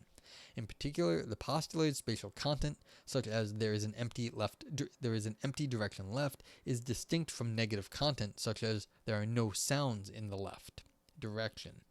In the first case, perception does not present a negative state, such as a lack of sounds, but presents a positive entity, a spatial direction, and attributes to it a feature of being empty. In the case of fragments of space, being empty is not merely an absence of a property, but is a positive feature corresponding to one of the possible states of space, one equally positive as other states concerning, for instance, containing a sound or being filled with a green color. Okay, so they're just saying, look, it's not a negative thing that you have an experience of no sound. That it's that you can think about everything to the left, and then there is a property that there is no sounds at the moment coming from that area. So it's already an object, and then there are no sounds. I mean, from my perspective, I've heard lots of metaphysics on this. I don't actually care about like the ontology here. Either way, there is a left direction in both of these. So, and I think that's what the author needs. I mean, you can go full Meinongian and be like, of course there are negative objects. What are you talking about? Yeah, so like, for those who don't know, like, you could ask questions about like the status of Santa, like things that are impossible objects, like, like round squares or something, and then what they could be negative, like the absence of something. So they're like complicated, logical, contradictory objects. But like, yeah. But in this case, we're just talking about the negative sound. And like, if there is no sound there, then how is there an object? But they're trying to show that you can still have an empty direction. Now the question is, what is the status of a direction at that point? What's the ontology of a direction? I'm not 100% sure about that. But this is a problem that is beyond. It's a separate issue than the one being discussed in this paper. But that's a whole nother topic to get into, like what is the status of like the mountain of gold. And of course the mountain of gold doesn't exist, but it could exist. Like pure gold mountain, like a mile high. Could exist, but it doesn't. Okay, anyway, continuing. Another idea is to postulate that while spatial content of experiences of silence is perceptual, it is not auditory. In particular, one may propose that if the direction of attention in the experiments considered is preceded by if the direction of attention in the experience considered is preceded by seeing a right-facing arrow, then what is focused is not auditory but visual attention. In consequence, the relevant spatial content is visual. However, such hypothesis is not particularly plausible, as it is difficult to explain why purely visual attention would enhance the processing of an auditory stimulus. Furthermore, there are electrophysiological studies showing that modality-specific auditory event-related potentials are observed in auditory priming studies. The presence of such event-related potentials suggests the employment of auditory and not merely visual or some other form of attention. In addition, space presented by vision has a distinct structure from space presented by audition, as space directions perpendicular to the right and left ear are positioned outside the visual spatial framework. In consequence, it is unlikely that they can be selected by visual spatial attention. Really? Like, I can see I can see my hands at the moment, not well, but I can, and they're like over here. So it's like, that's only like a little bit past my ear. So, I mean, it may not be that. I mean, there's definitely overlap in the spatial field that overlaps the auditory field. So that's a little bit excessive right here for the author to claim. but like distinct structure, really? Like how just like there's overlap. Like there has to be overlap. That makes no sense. Like perpendicular to the right, like I mean that's only slightly off. And the truth is, like you definitely like the way you change your head, like if you tilt your head down, you can see farther behind you. So like if you go like this, like if you're looking downwards, you can see farther to the back. And then all of a sudden, maybe you can see that. So it's like this is actually again our systems are more sophisticated than the author here I think is appreciating. Now I'm mostly on board with what they're saying, but I think they're just like technically wrong about some of our abilities, our phenomenal abilities to just receive information from the world. So it's like yes, I agree with what they're saying here. I don't think this argument is accurate actually. What is that? Whatever. Okay. A possible more promising idea is to state that the spatial content of experiences of silence is an amodal perceptual content as it arises from applying attentional resources that are not specific to any modality. However, there are behavioral data suggesting that the attentional resources used in priming studies are not merely amodal, but that modality-specific auditory resources are employed. It has been observed that if auditory attention is endogenously directed toward the right or left, then not just auditory stimuli, but visual stimuli presented on that side are processed more efficiently. This suggests that some of the attentional resources used are indeed not modality specific, but shared, at least between audition and vision. However, in such experiments, attentional effects regarding the processing of auditory stimuli are stronger than those regarding the processing of visual stimuli. In consequence, it seems that while some attentional resources are shared and so may be amodal, specific auditory attentional resources are also used when people listen to determine whether there are sounds positioned on the right or on the left. Yeah, sure. I mean, this is fine. I can't see how there would be a hard and fast break between attentional resources between the auditory systems and the perceptual systems.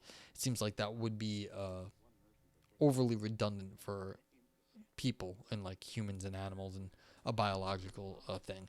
I mean, if it was like a computer system, they might have completely redundant like processing systems for like the visual and the auditory things, but like that wouldn't be the case for us. Okay. Author says, I do not claim that perceptual content in the case of experiences of silence is purely auditory without any amodal visual or other components. Such a strong thesis would be difficult to defend in case of any spatial content, as even vision uses non-visual information representing space, for instance, provided by proprioception, which is to like, touch yourself, like you're touching your hand, I mean. Like, so you can feel like, that like the space being taken up by your hand when you make a fist, and so you don't need to have visual information because you already know that your hand kind of takes up space. Okay, so that's proprioception. However, the above considerations demonstrate an important role of specific auditory resources and so suggest a presence of auditory content. Okay, cool. Phenomenology, yeah, and as I was saying earlier, feel free to ask questions. This is getting a little bit in the weeds at the moment, but still, I think it's not too bad.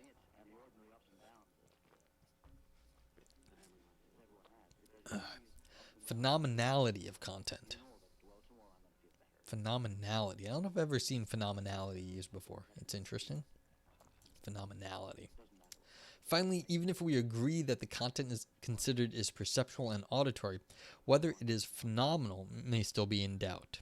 As I stated in the introduction, by mental states possessing phenomenal content, I understand such states that one can introspectively recognize having them. In the previous sections, I have argued that priming studies demonstrate the ability to focus auditory attention towards soundless directions left and right. Furthermore, I have provided reasons for belief that such different foci of attention correspond to experiences of silence with distinct perceptual spatial contents. In addition, it is plausible to maintain that attention to the soundless direction right has a distinct phenomenal character from focusing to the soundless direction left.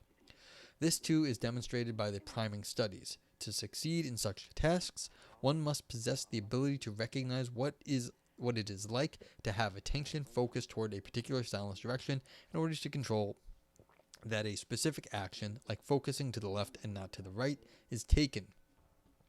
The fact that people participating in priming tasks have no difficulty in recognizing that they have focus to the left or right suggests that there is some phenomenal difference between each attentional focus. In consequence, experiences of silence generated by focusing to the left have distinct perceptual spatial content and distinct phenomenal characters from experiences of silence generated by focusing to the right. Furthermore, because these phenomenal characters change along with representational perceptual contents, it is plausible to accept that phenomenal character supervenes on perceptual spatial content in experiences of silence. So basically, it's like if you focus to the left and focus to the right, that feels different to you in focusing to the left and different to the right, and that's the phenomenal content, that even if you hear nothing, there's still something in the perception that's different. Like the focusing itself changes your perception, and that's what the author's arguing. There is spatial content in the experiences of silence because that focus to the left or the focus to the right changes how you are receiving that information, the phenomena in question. Okay. Nevertheless, despite the plausibility of the above picture, one may propose an alternative model according to which focusing to the left or right generates a propositional state, such as a belief, with certain cognitive phenomenology. According to such a view, one can introspectively recognize having an experience of silence. Recognition happens not due to perceptual phenomenology, but merely in virtue of cognitive phenomenology associated with the formed belief. Alright, so if I tell you to think about like focusing to the left, then you get a belief about that, and then we're really not talking about the auditory content, but the belief that you're thinking about focusing to the left. In other words, while distinct attention foci correspond to distinct perceptual contents, on a phenomenal level they correspond to distinct cognitive, not perceptual phenomenal characters. Yeah, so you're talking about the beliefs at this point, not the actual listening. However, I believe that such a cognitive interpretation has a disadvantage, that it is absent in an interpretation in terms of perceptual phenomenology. Attentional processing of an element X closely correlates with having an experience with a perceptual phenomenal character determined by the attended element X. In fact, cases of attentional processing without modification of perceptual phenomenology happen under specific conditions related to the presentation of brief stimuli or interference between stimuli. However, such cases are not satisfied in many experiences of silence, as silence can be prolonged and be perceived without relevant sensory interference. Again, this is missing out on like the proprioception, like the you hit yourself in the face. It's what we were talking about with the infernal earlier. You're getting bone feedback in sounds. Like you can feel the sound, and so you can propriocept almost your own sounds internally in your body. So you're not really being prolonged without a relevant sensory interference. All right, yeah. Author says, in consequence, a proponent of a thesis that phenomenology of experiences of silence is merely cognitive has to provide an additional explanation of why, in such experiences, attention functions differently than in other experiences, such that differences in attentionally obtained perceptual contents are not associated with phenomenal perceptual differences. However, the interpretation in terms of perceptual phenomenology is free from this problem, as it holds that the relation between attention and perceptual phenomenology is not different in experiences of silence than in other types of perceptual experiences. Yeah, because if you don't have any sounds, according to the author, then why would you have beliefs forming on that case? And so you'd have to have like spontaneous beliefs. If it happens to be built into the auditory experience itself, then you don't need to have like an extra belief formation that you're in silence to then realize you have an experience of silence. I mean, maybe you do, but like it would seem excessive that your belief formation is different at that point. Now, there is always the question of you get like it's a little too quiet. Like people like it's quiet, but it's too quiet. Like in a, you know, right before the bomb goes off in like an action movie. So I like quiet. I'm thinking of the Transporter. He goes, it's quiet, and the lady goes, I thought you liked quiet. He goes, yeah, but not this quiet. And it's like, well, he has an extra belief because he realized that something's about to happen, and that's kind of that would be the belief formation thing. But that's an unusual situation. I mean, it does happen, but that would be an unusual situation in terms of like everyday experiences. In that one time, they were about to get attacked by the bad guys who were shooting up Jason Statham's house, and he was like, "It's too quiet." It's like, okay. But that's like his training. He knew it was too quiet because he was a commando of some sort. Temporal content and problems of spatial account. Let's see. Okay, we're getting there. In the previous section, I argued that even experiences of pure silence have egocentric directional spatial content, and furthermore, that this content is both auditory and phenomenal. However, as stated in the introduction, there is also another theory of experiences of silence, which can be plausibly interpreted as postulating that such experiences have auditory and phenomenal content. According to this theory, experiences of pure silence have empty temporal content, as they present that there is a period of empty sounds. I do not aim to offer an argument which would force us to abandon the temporal theory. In fact, there may be reasons that would justify developing a combined spatiotemporal notion of experience of silence. However, I aim to demonstrate that my spatial theory has a certain advantage over a pure temporal theory. More specifically, the justification that the postulated content is an actual auditory content is easier in the case of spatial theory than the case of temporal theory. First, the way in which audition presents time does not seem to be different from the way in which vision and other senses present time.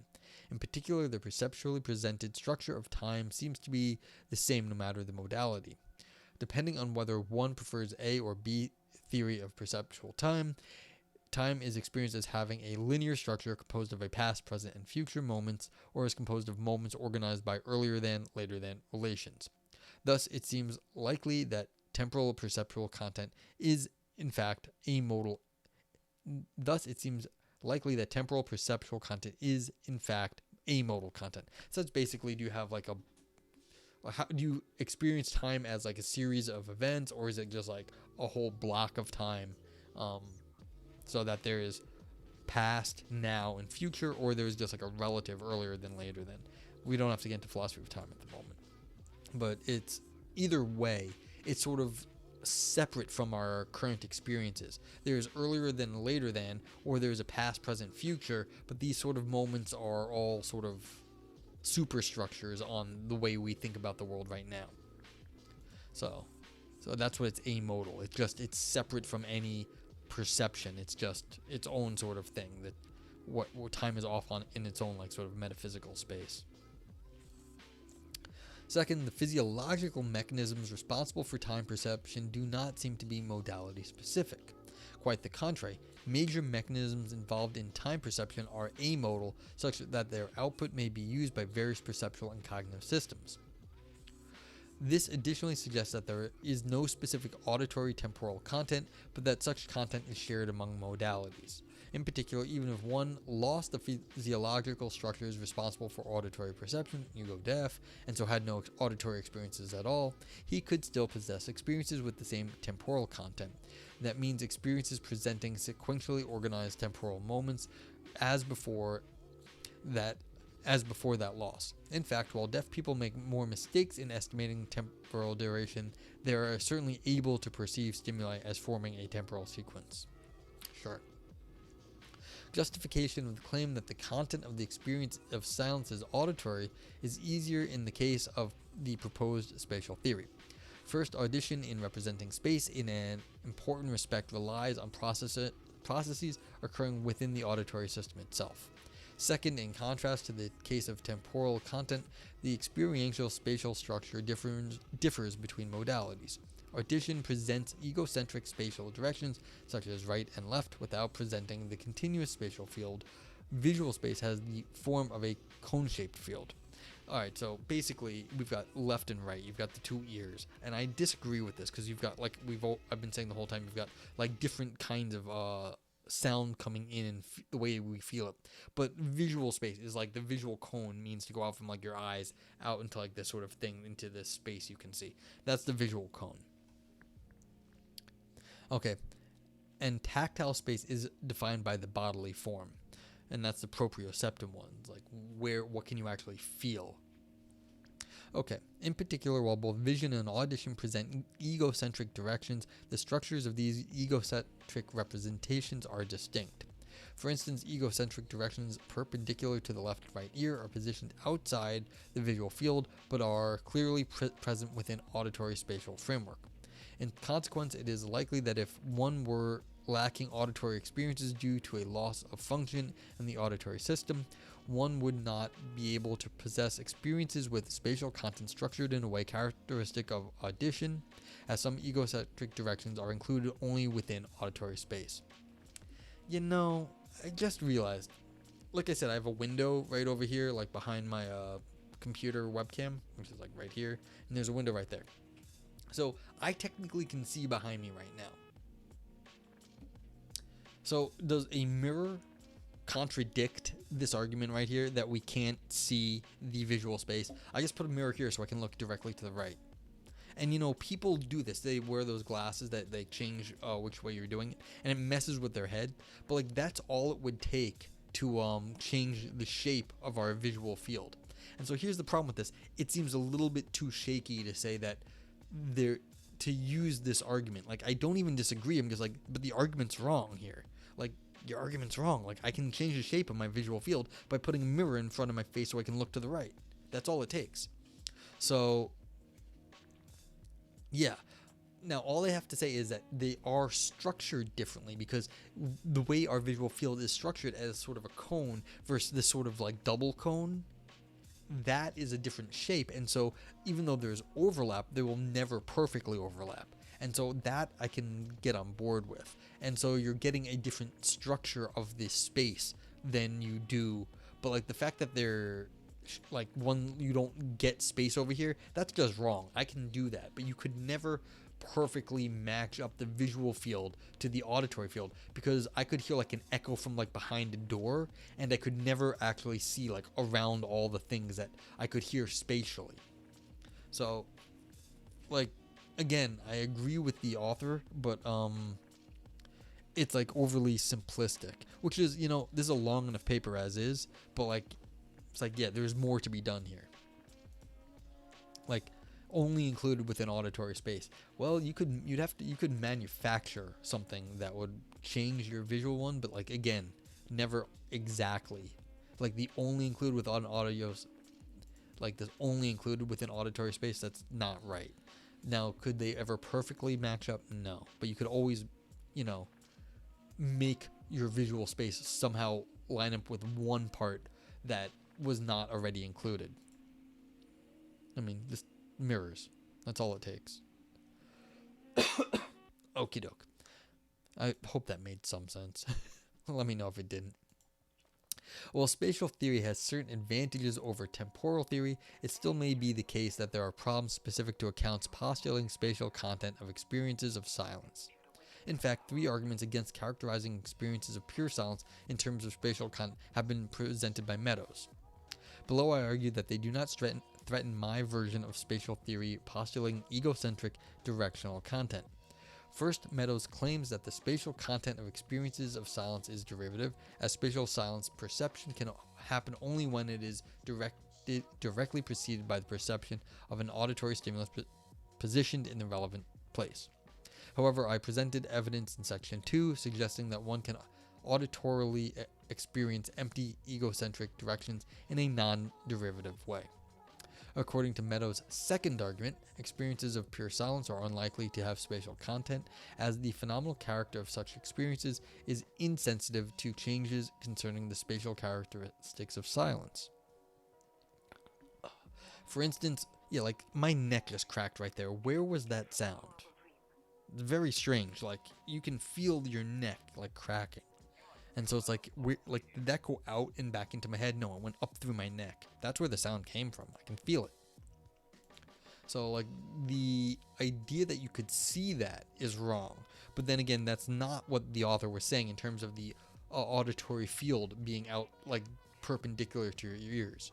So, okay. Anyway. Yeah, so the neck cracking one, because you could never see into your neck. I think.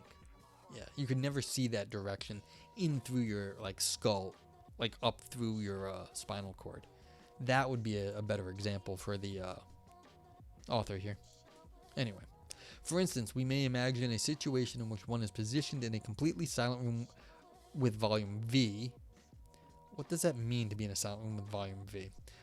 Whatever. And the volume of the room extends to the volume 2V, so like something went up. Despite changing the parameters of the silent space, there would be no change in the phenomenology of an experience of silence. Yeah, I don't know what the heck that means. Nevertheless, it should be noted that a proponent of a spatial theory of silence perception does not have to assume that every change in spatial parameters of surrounding silence must entail a change in perceptual phenomenology. Even if the content of experiences of silence is spatial, not all spatial properties of silence have to be represented by such an experience. Okay, so I think this is actually a very serious problem, because this made absolutely no sense. What does it mean to go from a silent room with volume V to a silent room with volume 2V? That is like complete nonsense, because you'd think the volume would always be stuck at 0. Like you can't go from 1 to 2 because it's at 0. So I think this is actually, I mean, it's not super serious, but like this is a somewhat of a problem here. And I think it's a problem for everybody that's talking about this.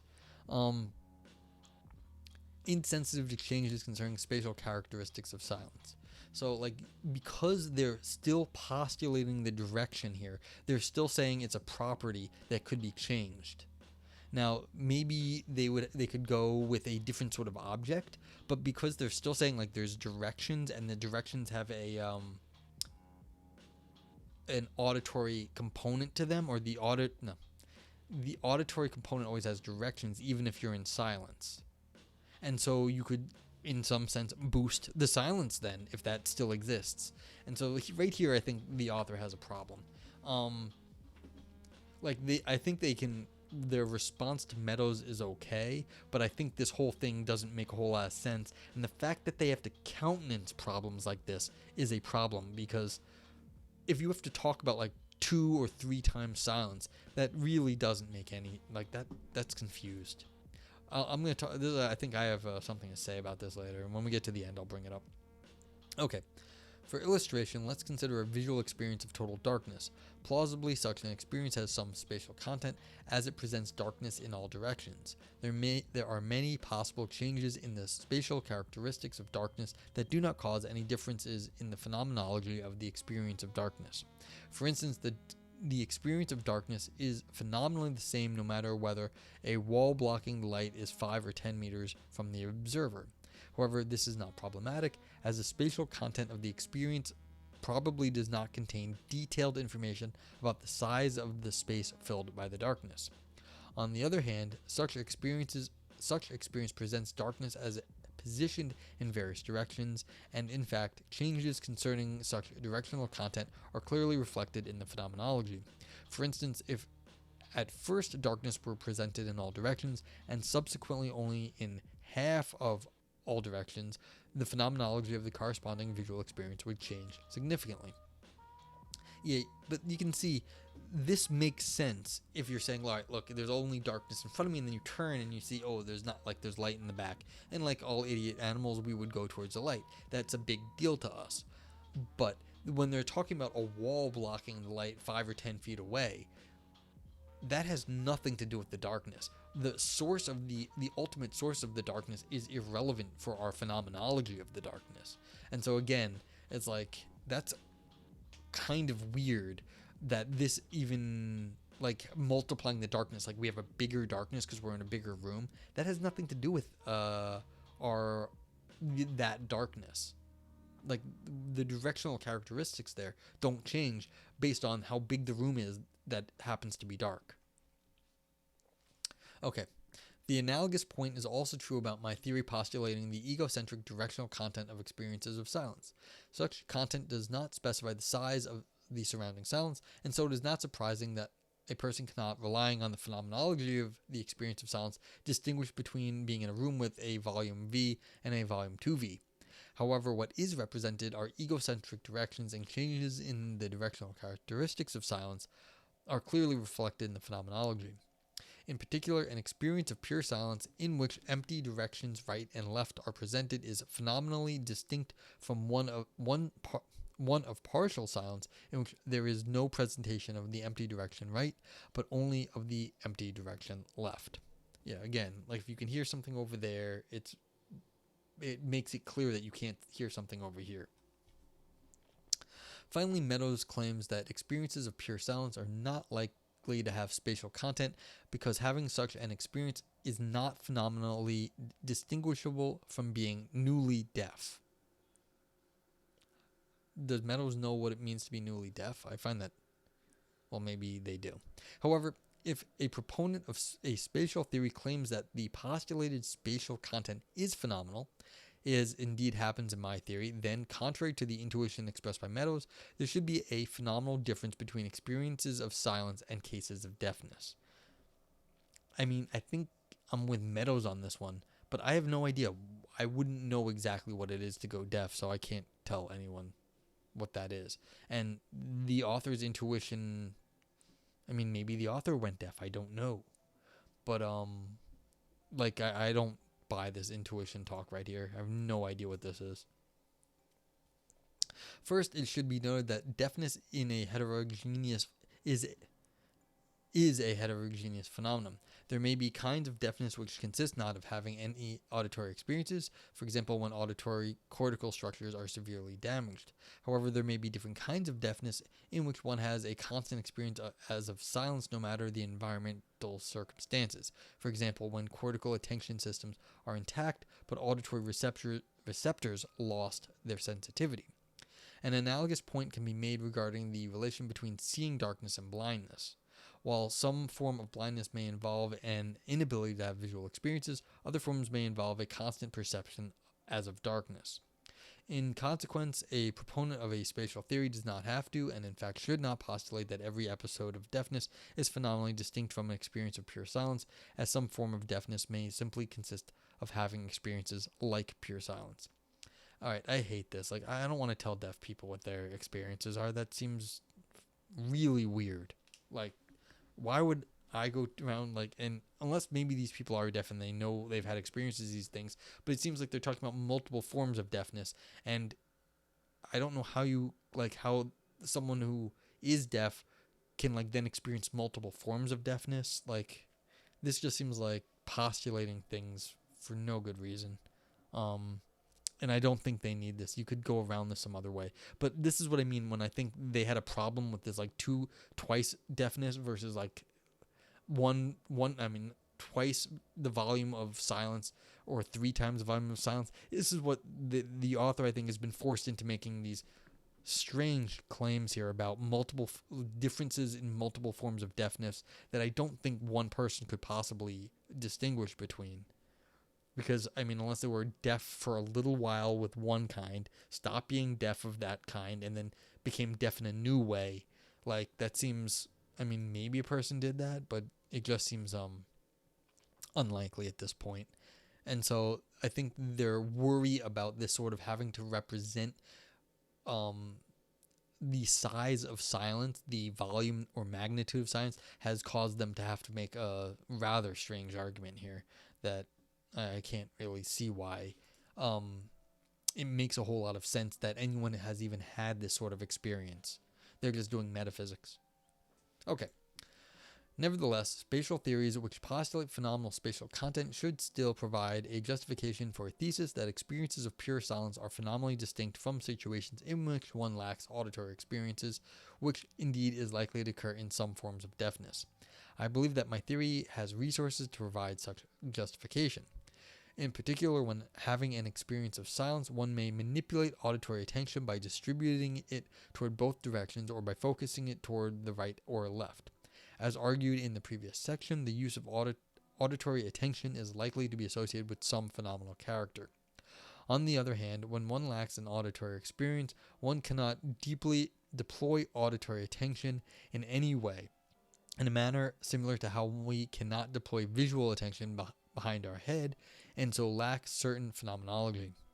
In consequence, my theory provides a justification for the presence of a phenomenal difference between experiences of pure silence and situations in which no auditory experience is present. Yeah, I mean, I mostly agree with like where this paper is going, but I really dislike these arguments over here, and I find that unfortunate because it's like I don't want to like disagree with the author in this area, but it's just I agree with their point. I don't agree with how they got there. Conclusions. All right, let's finish up and that's it. This is the last little bit. We can talk about it. I have argued that even experiences of pure silence possess spatial content. More specifically, it is egocentric directional content in virtue of which empty directions left and right are presented. The existence of such content is supported by empirical results concerning the functioning of auditory attention. Furthermore, there are good reasons for postulating that the spatial content considered is perceptual and phenomenal. In consequence, a difference between an experience of silence and the lack of an auditory experience is analogous to a difference between an experience of darkness and the lack of visual experience. Both the experience of silence and of darkness has spatial, perceptual, and phenomenal content. The proposed spatial theory has an advantage over a temporal theory of silence, as it is more plausible than the proposed spatial content that the proposed spatial content is auditory.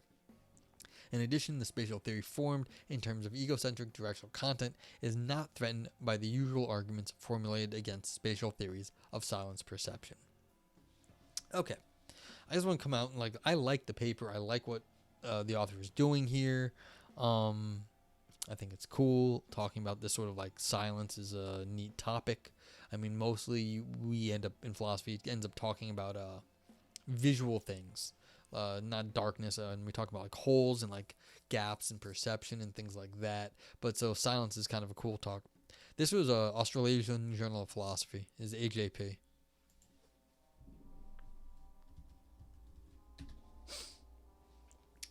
So this is a top philosophy journal. And I know why. It's because they did philosophy in this paper, and they also took into account the scientific studies and said, look, the scientific studies sort of kind of rule against certain theories. And so this is sort of what people think really good philosophy is oh, you did both the hardcore philosophy, you made a point in that area, and you also took into account science stuffs. And so it's we've got both, it's a combination of things. And philosophers like that sort of multi-prong approach to things. Now, I've got they do that in PhilMind as well. Yeah, they like doing that. Because, I mean, there's so much research in cognitive science now and psychology. And it's good stuff. And so it's if you can do both, then then top journals really like that sort of thing. So if you have questions, let me know. One of the things I want to say is look, they got the author got themselves into such a pickle at the end of this. They were getting all twisted left and right about this sort of negative and kind of silence and how to describe the negative silence. Is it the same as deafness? Now, contrary to where they started out, they had all these nice studies and stuff. Then they were just making up stuff about deafness in the end. And I don't know anything about deafness, but I know, don't go, at least go ask some deaf people, get some evidence on your side that these things are different. Now, if they want to claim that, look, being in silence is not the same as deafness, fine, just state that. I'm going to say that outright, but I don't know if being deaf is being silent. Being deaf from birth is one way. If you never had the part of your brain never developed, it just went someplace else. Or is it what you got deaf later due to some accident or something, and then that did it? Maybe you still have the spatial structure associated with it. So it seems very plausible that there could be someone who is deaf that still has the spatial structure that they're talking about in silence here. So this is like this sort of way they're representing the silence, I think, is very problematic here at the end of the paper. So this is an ontological problem with what they did. They started talking about silence as as a real property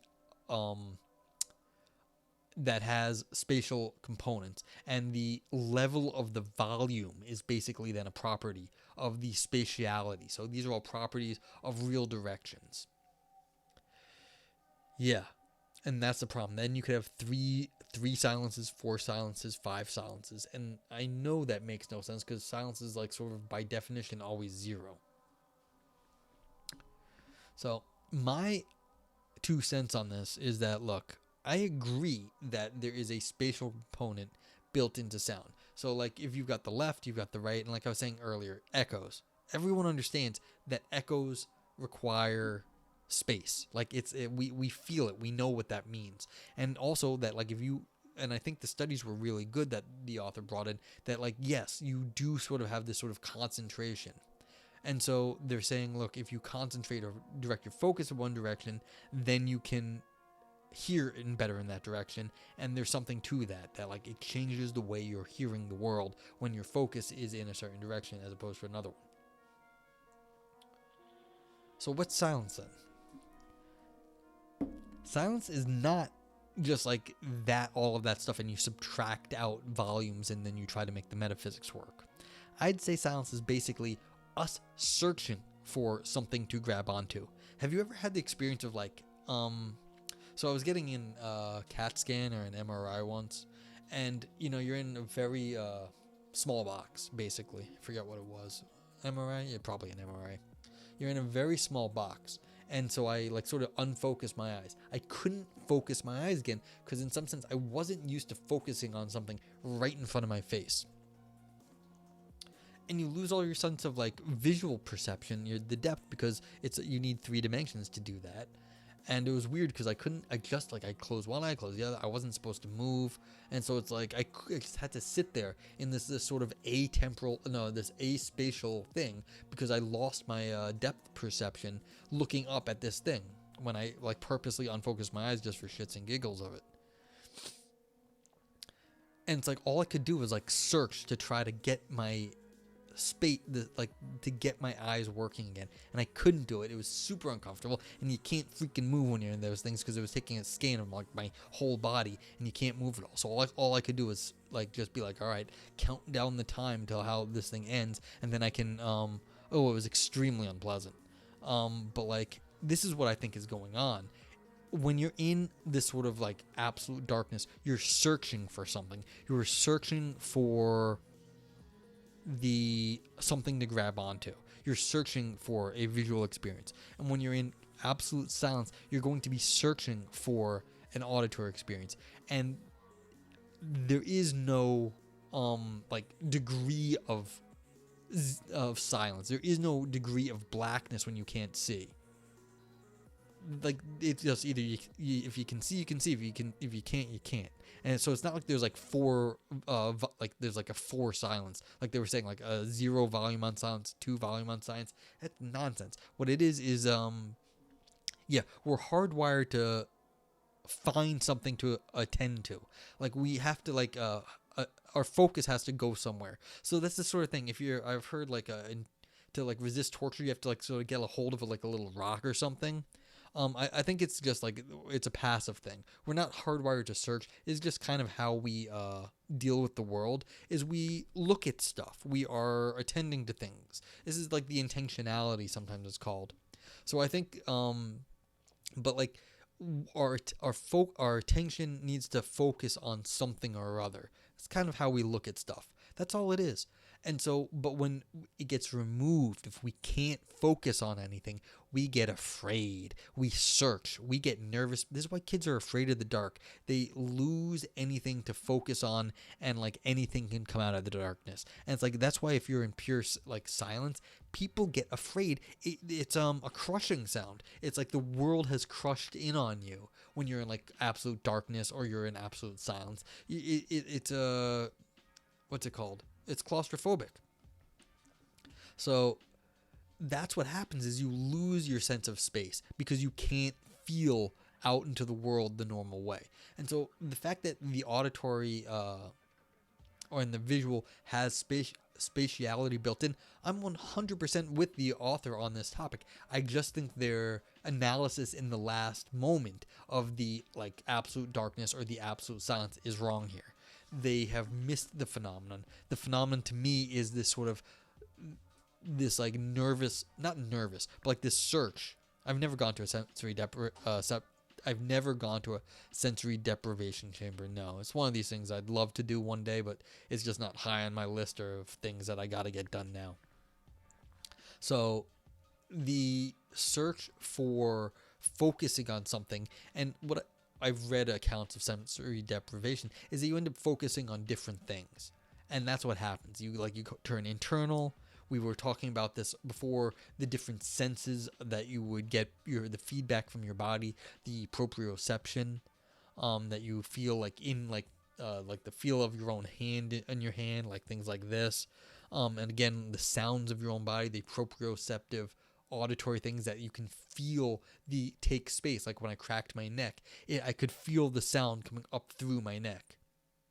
So this is the sort of thing that I think is involved in silence. Not that we've got this weird metaphysics where you've got a property that you need to explain away, which has happened here at the end of this paper. Drives like this is just, right here. This is the problem. Distinguish in a room between experience of silence, distinguish between being in a room with a volume of V and a volume of 2V. What is twice the volume of silence? It means nothing. So, have you gone to a sensory deprivation chamber evolve yourself? Seems like, yeah, just based on your like meditations, it seems like more up your alley. But yeah. So I like almost completely agree with this author and what they're trying to do here. I disagree with their ending conclusion about silence and darkness, but yeah, it's like you close your eyes. All right, and what's funny is you do close your eyes. You can shine a light in your eyes, and you'll see the red like through the your skin. You haven't? Okay. Yeah, I'm open to the idea too. Like, I mean, I know some people swear by these sorts of things, but yeah. So this isn't like my sense that the experience of absolute silence or like absolute darkness, it's way more complicated. Actually, it's not just the being in a space of a space state with no particular thing. Something else is more complicated is going on. I think there's like a panic involved a lot of times, and that's why people are afraid of the dark and afraid of like silence. That we have this sort of primal thing that like we have lost the grasp of like our external reality, and so I think it's a bit more like yeah, that's just it. Like there's something very primal there that this author has not quite got to, at least in my opinion. Okie dokie. So this has taken a full 2 hours. I don't think, unless anyone has a suggestion for doing something short, you let me know in the next few minutes. Otherwise, I'm basically done with. Don't think I can handle another long stream.